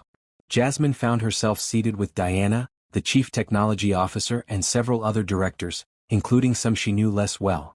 The conversation ranged from company matters to personal interests, creating the relaxed atmosphere the retreat was designed to foster. Thomas sat at a different table with board members and senior vice presidents, appropriately focused on his immediate dinner companions. Only occasionally did his glance drift toward Jasmine, the brief connection across the room a secret current between them. After dinner, executives broke into informal groups, some heading to the lodge's bar for continued conversation, others organizing an impromptu poker game, a few returning to their cabins for early rest before the next day's activities. Jasmine slipped out quietly, wrapping a light shawl around her shoulders against the cool evening air as she made her way down the path toward the lake. The resort grounds were beautifully illuminated with subtle landscape lighting, providing guidance while preserving the natural darkness of the mountain setting. She reached the lakeside first, pausing to admire the reflection of stars on the still water. The night was quiet except for the occasional call of wildlife and the soft rustle of wind through pine needles. After months of city noise and office bustle, the natural silence felt like a luxury. "Beautiful, isn't it?" Thomas's voice came from behind her, soft but distinct in the quiet night. He approached slowly, coming to stand beside her at a distance that could appear proper if anyone happened to pass by. "Breathtaking," Jasmine agreed, her eyes on the starlit view. "I forget sometimes how much I miss nature living in the city." "My father had a cabin about 2 hours from here," Thomas said, his voice reflective. "Nothing as luxurious as this resort, just a simple place he'd retreat to when corporate life became too overwhelming. It's the only place I ever saw him truly relaxed." "Do you still have it?" she asked, curious about this glimpse into his past. "Yes." He smiled slightly. "I go there sometimes when I need perspective. No cell service, no internet. Just trees and silence." "Sounds perfect," Jasmine said sincerely. "I'd like to show it to you someday," he offered, the invitation hanging between them, a future possibility, a step beyond their careful present. "I'd like that," she replied softly. They stood in companionable silence for a moment, watching the play of moonlight on water. Despite the lack of physical contact, Jasmine felt more connected to him here, away from office politics and corporate expectations, than she had in weeks of professional interactions. "How are you really doing?" Thomas asked finally, his voice gentle. "With everything, the new position, the scrutiny, the balancing act we've been maintaining?" Jasmine considered the question honestly. "It's been challenging, but rewarding too. I love the work, Thomas. Making real changes in how people experience their careers, creating systems that help them grow. It's everything I hoped it would be." "And the other aspects?" he pressed gently. She glanced at him, the moonlight silvering his profile. "Having to pretend there's nothing between us? That part is increasingly difficult." The admission was quiet but heartfelt. "Especially on days when all I want is to share a success with you or ask your advice, or simply have dinner without carefully selecting a restaurant where no one from the company will see us." Thomas nodded, understanding in his eyes. "I feel the same way. More than you know." A twig snapped somewhere along the path behind them, and they both instinctively stepped apart, the moment of openness interrupted by the possible presence of others. A pair of executives appeared, heading toward the lake on their own evening stroll, nodding politely as they passed. "Perhaps we should walk," Thomas suggested once the others had moved further along the shore. Less conspicuous than standing in one place. They fell into step together, following a winding path that circled the lake. Their conversation shifted to safer topics. The next day's retreat agenda, industry trends, books they'd both read recently. But beneath the ordinary words ran a current of connection that made even simple exchanges meaningful. As they neared the point where the path diverged, one fork leading back to the main lodge, the other toward the executive cabins, Thomas slowed his steps. "Jasmine," he said quietly, "there's something I need to discuss with you. Something important." The seriousness in his tone caught her attention. "What is it?" He glanced around, ensuring they were truly alone. "Not here. Too many people wandering about. Could you come to my cabin? Just for a conversation," he added quickly. "I would never presume." "I know," she assured him, touched by his concern for propriety even now. "Your cabin is fine." His cabin was at the far end of the executive area, the most private of the accommodations, a perk of CEO status that now seemed fortunate for other reasons. Inside, the space was warmly rustic yet elegant, with a stone fireplace, comfortable furniture, and large windows framing the night-darkened forest. Thomas gestured for her to sit on the sofa while he remained standing, an uncharacteristic restlessness in his movements. "What's happening?" Jasmine asked, concern growing at his unusual demeanor. "Is something wrong with the company? With the board?" "No, nothing like that," he assured her quickly. "It's a different matter entirely." He paced briefly before sitting across from her, leaning forward with his forearms on his knees. "I received a call yesterday from James Peterson at Westridge Global." Jasmine recognized the name immediately, the CEO of one of the largest international conglomerates, a company that dwarfed even Richardson Industries in scope and resources. "Peterson is retiring next year," Thomas continued. "Their board has been conducting a very quiet search for his replacement. They've approached me." The implications hit Jasmine with the force of a physical blow. Westridge Global was headquartered on the opposite coast, over 3,000 miles away. If Thomas took the position, everything would change. "That's a remarkable opportunity," she said carefully, trying to process her swirling emotions. "Westridge is in the Fortune top 20, isn't it?" 15, he confirmed. "It would be a significant step up in terms of corporate scale, influence, compensation." His eyes held hers steadily. "But it would mean leaving Richardson Industries. Leaving the city." Leaving her, he didn't say, but the implication hung between them, unavoidable. "When would you need to decide?" she asked, her voice steadier than she felt. "They've given me until the end of the month." 2 weeks. 2 weeks to confront a decision that could alter both their professional and personal trajectories irrevocably. "What are you thinking?" she asked softly. Thomas rose, moving to stand by the window, looking out at the darkness. "Professionally, it's the kind of opportunity most CEOs would consider the pinnacle of achievement. Westridge has reach and resources that Richardson can't match." "But," she prompted, sensing his hesitation. He turned back to face her. "But Richardson is more than just a company to me. It's my family's legacy. It's where I've built my career, implemented my vision." He paused. "And now it's where you are." The simple declaration made Jasmine's heart beat faster. "I don't want to be the reason you turn down the opportunity of a lifetime," she said quietly. "You're not a reason, Jasmine," he replied, his voice low and intense. "You're the woman I've fallen in love with." The words hung in the air between them, powerful and transformative. Though the attraction and connection between them had been building for months, neither had put such definitive language to their feelings until now. "Thomas?" she began, not knowing how to respond. He moved back to the sofa, sitting beside her now, close enough to feel her warmth but still not touching. "I don't expect you to say it back. It's not fair to put that on you when I'm facing this kind of decision. I just needed you to know where I stand, what I'm weighing in this choice." Jasmine looked at him, this man who had seen her true potential, who had given her the opportunity to prove herself, who had become increasingly essential to her happiness. The realization crystallized with sudden clarity. "I love you too," she said simply. He stared at her, hope and uncertainty battling in his expression. "Jasmine, you don't have to." "I'm not saying it because you did," she interrupted gently. "I'm saying it because it's true. These past months, getting to know you beyond the CEO title, seeing your intelligence, your integrity, your vision, how could I not fall in love with you?" The confession seemed to release something in both of them. Thomas reached for her hand, his fingers intertwining with hers in a gesture more intimate than any passionate embrace could have been in that moment. So where does that leave us? She asked softly. If you take the Westridge position? Then I would want you to consider coming with me, he said directly. Not immediately, perhaps. You've built something important here and I wouldn't ask you to abandon it without proper transition. But eventually. The offer took her breath away. You would want that? More than anything, he admitted. But I know it's an enormous ask. Your career at Richardson is flourishing. Moving across the country, starting over at a new company, it's not a small thing. No, she agreed thoughtfully. It's not. And if I decline Westridge, he continued, then we face a different question. How long do we continue as we have been?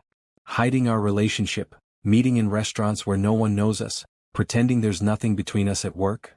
It was the question that had been hovering on the edges of their relationship for months. Now, forced to the surface by external circumstances, it demanded an answer. I don't know, Jasmine admitted. My position is more established now. The results speak for themselves. But Hargrove and others like him would still use our relationship to undermine my accomplishments, to suggest I didn't earn my place. So we're at a crossroads, Thomas said quietly. It seems we are, she agreed. They sat in silence for a moment, hands still linked, the weight of decisions yet to be made hanging between them. We don't have to solve this tonight, Thomas said finally. We have 2 weeks before I need to respond to Westridge. Time to consider all the implications, all the options. Jasmine nodded, though her mind was already racing with possibilities. If Thomas left for Westridge without her, could their relationship survive the distance? If he stayed, how and when would they acknowledge their relationship publicly? If she eventually followed him to Westridge, would she be able to establish herself independently there, or would she always be seen as the CEO's girlfriend? Whatever happens, Thomas said as if reading her thoughts, know that my feelings for you are not dependent on location or professional circumstances. Whether I'm CEO of Richardson or Westridge or nowhere at all, I love you, Jasmine. The simple declaration warmed her from within. She leaned forward, closing the distance between them, her lips meeting his in a kiss that conveyed everything words couldn't express. Certainty amid confusion, connection despite distance, love in the face of practical challenges. When they finally parted, both a little breathless, Thomas touched her cheek gently. Stay with me tonight, he whispered. Not for anything beyond holding you. I don't want to let you go yet.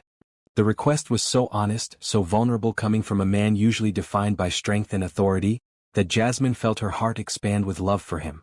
Yes, she said simply. They talked long into the night, curled together on the cabin's sofa, exploring possibilities and concerns, dreams and fears. No final decisions were made, but the conversation itself was a kind of commitment. A shared acknowledgement that whatever choices lay ahead, they would face them together.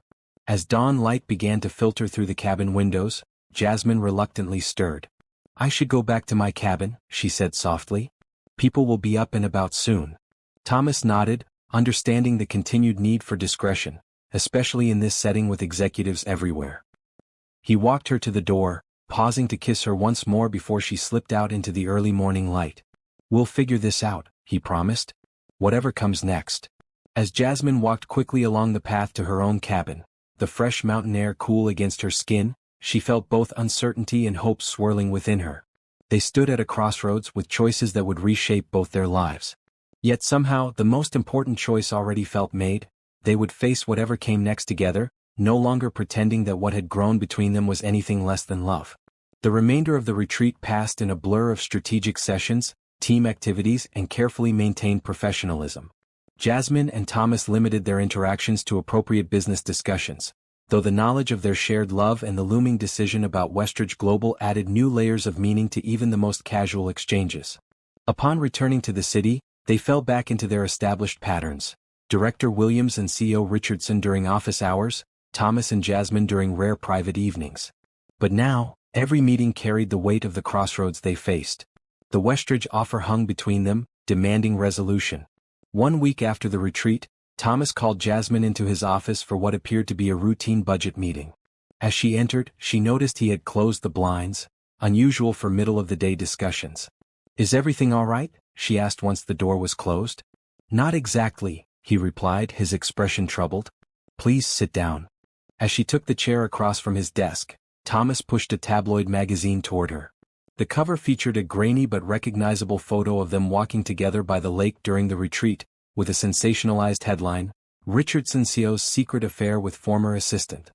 Jasmine felt the blood drain from her face. Where did this come from? Someone at the retreat, obviously, Thomas said grimly. One of our own executives, most likely, though it could have been resort staff. Either way, we have a problem. She picked up the magazine, skimming the article inside.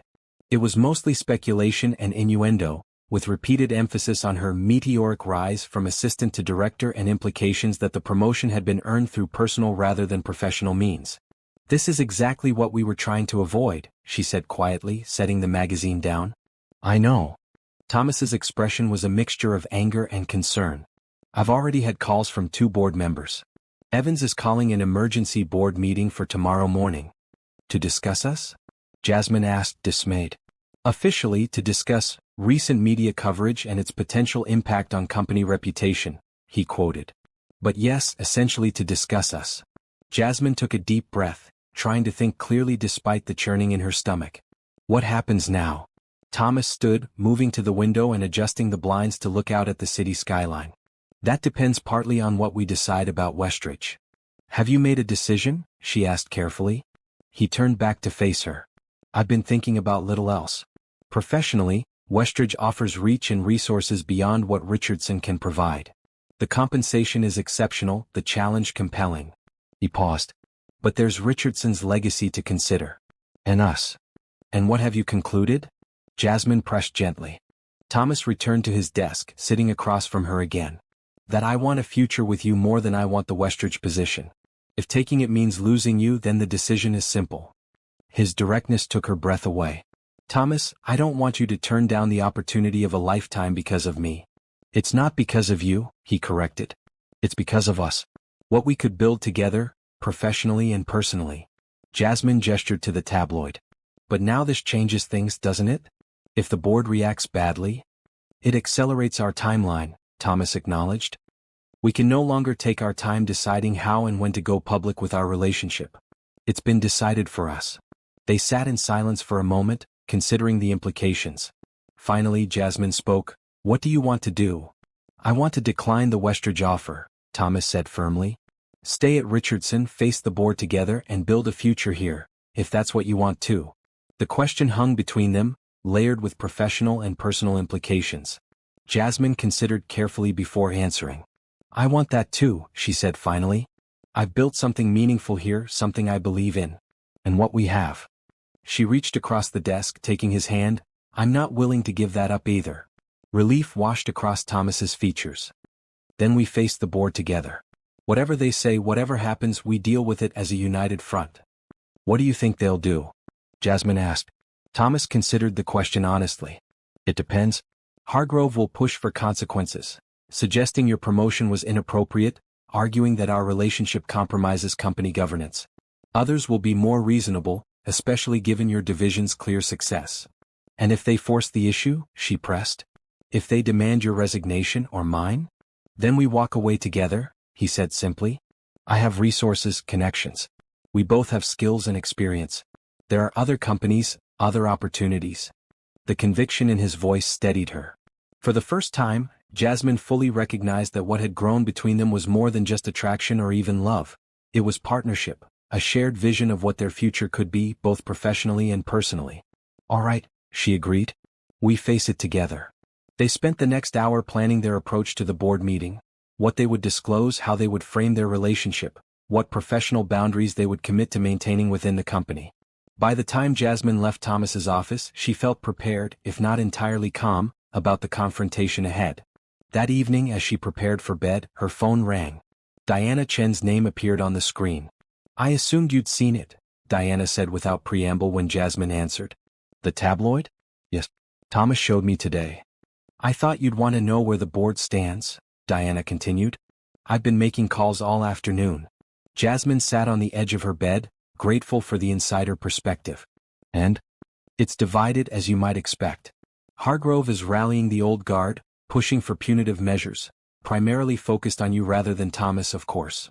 Of course, Jasmine echoed dryly. But he doesn't have the votes, Diana continued. Evans is pragmatic. She cares about company performance above all, and your division's results speak for themselves. Tanaka and Dvorak are firmly in your corner. The others are waiting to hear what you and Thomas have to say tomorrow. Thank you for telling me, Jasmine said, relief mingling with continued anxiety. That helps. One more thing, Diana added. Whatever happens tomorrow, remember you've proven yourself. No tabloid story or boardroom politics can take that away. After they hung up, Jasmine slept fitfully, her dreams filled with boardroom confrontations and tabloid headlines. She woke early, preparing herself carefully for what would undoubtedly be one of the most challenging days of her career. The board meeting was scheduled for 8 a.m., early enough to allow decisions before markets opened if necessary. Jasmine arrived at 7:45, finding Thomas waiting in the hallway outside the boardroom. Ready? He asked quietly as she approached. As I'll ever be, she replied, straightening her shoulders. He touched her arm briefly, a gesture of support invisible to anyone who might be watching through the boardroom's glass walls.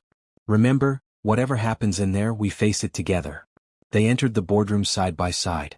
The full board was present, 12 members seated around the massive table, expressions ranging from disapproving to neutral to supportive. Evans sat at the head, her usual position during Thomas's absence, with Hargrove to her right. Thomas, Director Williams, please be seated, Evans began formally. As you're aware, the board has called this emergency meeting to address recent media coverage concerning your personal relationship and its potential implications for company governance. Thomas nodded, his expression calm and controlled as they took their seats. Chairperson Evans, members of the board, before we begin, I would like to make a statement addressing this matter directly. Evans gestured for him to proceed. All eyes in the room fixed on Thomas as he spoke. The tabloid report contains both truths and misrepresentations, Thomas began. The truth is that Director Williams and I have developed a personal relationship. This relationship began to evolve only after her promotion to director, though I acknowledge that my recognition of her professional potential may have been influenced by personal regard. He paused, glancing at Jasmine before continuing. However, the misrepresentation lies in the implication that Director Williams's promotion was based on anything other than merit. Her qualifications, her vision for employee development, and her demonstrated effectiveness were the sole factors in that decision. A decision which, I remind the board, was approved unanimously by this very group. After the fact, Hargrove interjected. We approved the appointment as a courtesy to the CEO, not having been fully informed of the circumstances. What circumstances would those be, Victor? Thomas countered calmly. At the time of Director Williams's promotion, our relationship was strictly professional. The personal aspects developed later, as we worked closely together in her new role. Evans raised a hand to prevent further back and forth. Director Williams, would you care to address the board? Jasmine nodded, gathering her thoughts before speaking. When I was promoted to this position, I committed to proving myself through results, not words. Over the past 4 months, my division has implemented programs that have measurably improved employee retention, satisfaction, and productivity. These achievements stand independent of my personal life. She looked around the table, making eye contact with each board member in turn. I understand the concern about appearances. I understand the questions about conflict of interest. What I ask is that you judge me by my work, not by a sensationalized tabloid story. The room fell silent as board members considered her words. Finally, Evans spoke again. The board must consider several separate issues here. First, whether company policies regarding disclosure of personal relationships have been violated. Second, whether any actual conflicts of interest exist that might compromise corporate governance. And third, how to address the public relations aspect of this situation. What followed was a thorough, and at times uncomfortable, examination of the relationship's timeline, the reporting structures within the company, and the potential impact on shareholder confidence.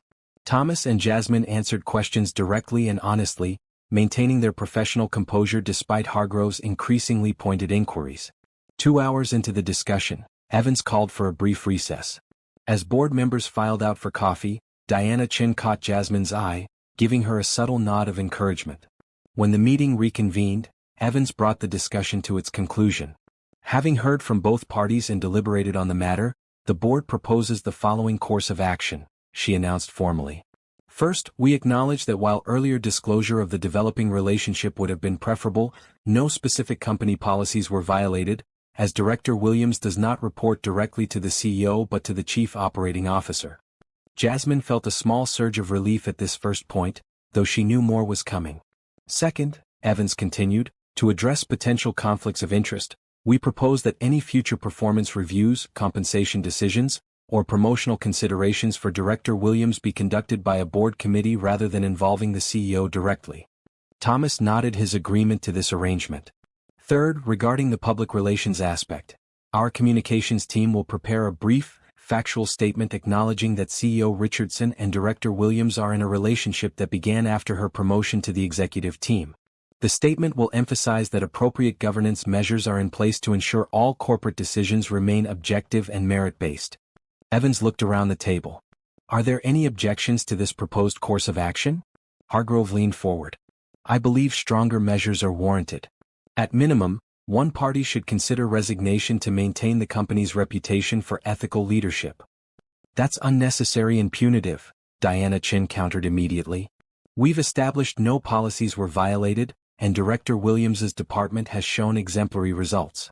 Losing either executive would damage the company far more than this tabloid story. Several other board members nodded in agreement with Diana's assessment. Hargrove, seeing he lacked support, pressed his lips into a thin line but remained silent. If there are no further objections, Evans concluded, then the proposed actions stand. Thomas, Director Williams, thank you for your candor today.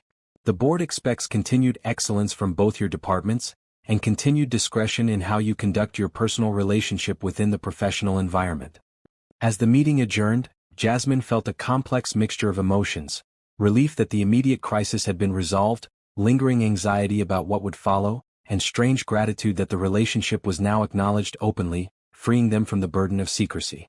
Board members filed out, some offering brief nods or quiet words of support, others maintaining professional distance. Hargrove departed without making eye contact, his dissatisfaction evident in the stiff set of his shoulders. When only Thomas, Jasmine, and Evans remained in the boardroom, the chairperson spoke more informally. That went about as well as could be expected. Victor will continue to grumble, but the majority stands with you, so long as company performance remains strong. Thank you, Margaret, Thomas said sincerely, for your fairness today. Evans gathered her papers, glancing between them. I meant what I said about discretion. The relationship is now acknowledged, but that doesn't mean displays of affection in the office or preferential treatment of any kind. The company will be watching both of you closely. We understand, Jasmine assured her. As Evans left, closing the door behind her, Thomas and Jasmine found themselves alone in the boardroom for the first time since the meeting began. The tension of the past hours seemed to evaporate, leaving behind exhaustion and tentative relief. So, Thomas said quietly, that's done. Yes, Jasmine agreed. No more hiding. No more pretending. He moved closer, taking her hand where it rested on the conference table. And Westridge? You haven't given them your answer yet? She asked. I wanted to wait until after this meeting. To be absolutely certain. Jasmine squeezed his hand gently. And are you? Certain? Thomas smiled, the first genuine smile she'd seen from him all day. Completely. I'm declining their offer. My future is here, with the company and with you. Later that afternoon, after the communications team had released the carefully worded statement and the initial flurry of internal reactions had subsided, Jasmine found a moment to visit Diana Chen's office. Thank you, she said simply as she closed the door behind her. For the advance warning, for speaking up at the meeting, for everything. Diana waved away the gratitude. I recognize talent worth protecting. And relationships worth fighting for. She gestured for Jasmine to sit. So Thomas is declining Westridge? How did you know about that? Jasmine asked, surprised. Diana smiled knowingly. Corporate circles are small at that level. The real question is, what happens next for the two of you? Jasmine considered the question. Professionally, we keep doing what we've been doing, delivering results, building our respective areas. Personally, she paused, we take it one day at a time. No rush, no pressure. Just building something meaningful together. Diana nodded approvingly. A smart approach. And Hargrove. He'll continue to watch for any misstep, Jasmine acknowledged. But as long as my division continues to perform, his complaints will sound increasingly hollow. Exactly, Diana confirmed. Results silence critics faster than anything else. As Jasmine left Diana's office, she found herself smiling despite the emotional exhaustion of the day. The path forward wouldn't be easy, there would be whispers and watching eyes, challenges to her authority, and the constant need to prove herself beyond any doubt. But for the first time since her promotion, she felt free to be fully herself, both professionally and personally. Her phone buzzed with a text from Thomas. "Dinner tonight? Somewhere public. No more hiding." She typed back, "Yes. No more hiding."